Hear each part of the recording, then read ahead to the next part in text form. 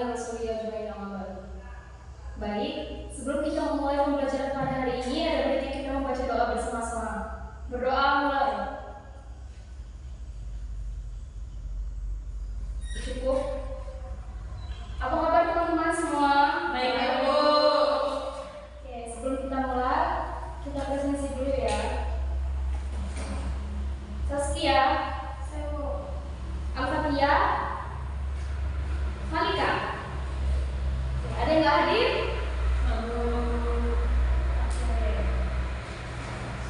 Hari ini kita akan mempelajari materi tentang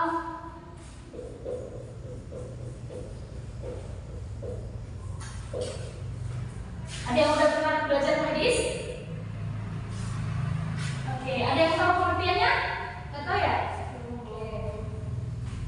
Pengertian hadis dari segi bahasa yaitu khobar, berita atau segala hal yang diberitakan secara turun-temurun. Sedangkan menurut istilah, hadis merupakan segala sumber hukum yang berasal dari Nabi Muhammad SAW, baik secara perkataan, perbuatan, takrir atau perizinan, atau dengan sepadanya. Kemudian hadis merupakan sumber hukum Islam yang kedua setelah Al-Quran. Sudah paham ya? Kemudian selanjutnya kita akan membahas materi tentang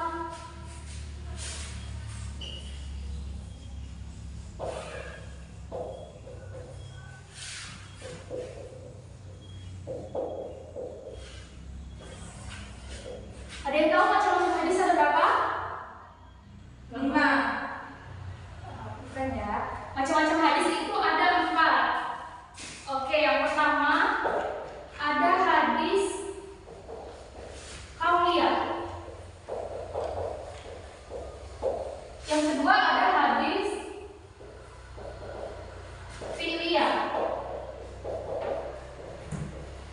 Yang ketiga ada hadis takririyah.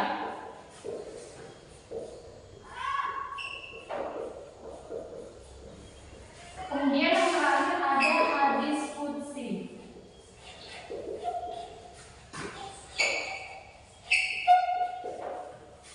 Ada yang tahu pengertian hadis qauliyah apa? Oke. Hadis qauliyah adalah segala ucapan atau sabda Nabi Sallallahu Alaihi Wasallam dalam berbagai keadaan dalam penentuan sumber hukum Islam. Ciri dari hadis qauliyah yaitu ada kata qala.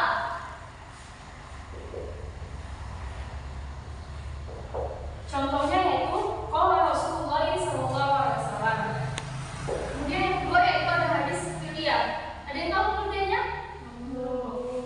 Hadis fi'liyah adalah segala perbuatan atau perilaku yang dilakukan oleh Nabi Muhammad SAW untuk tuntunan atau pelaksanaan ibadah dalam hukum Islam. Ciri dari hadis fi'liyah yaitu ada kata kana. Contohnya kana Nabi Sallallahu Alaihi Wasallam. Kemudian yang selanjutnya ada hadis takririyah. Ada yang tahu pengertiannya? Oke, Saskia silakan. Yaitu pertanyaan atau persetujuan Nabi Shallallahu Alaihi Wasallam terhadap suatu perbuatan yang dilakukan sahabat atau seseorang di hadapan beliau, atau perbuatan seseorang di tempat lain yang dilaporkan kepada beliau, atau beliau diam. Lalu beliau diam. Diamnya Nabi menandakan persetujuan. Sebab kalau tidak setuju maka Nabi akan menolaknya atau melarangnya. Oke, baik. Kemudian yang selanjutnya ada hadis qudsi. Ada yang tahu pengertiannya? Oke, Al-Fatihah silakan. Hadis qudsi yaitu suatu yang diberitakan Allah kepada Nabi dengan perantara Jibril atau dengan jalan ilham, yaitu mimpi dalam waktu tidur, lalu oleh Rasulullah diberitakannya. Maksud dari tujuan berita di sini yaitu kepada umatnya dengan lafal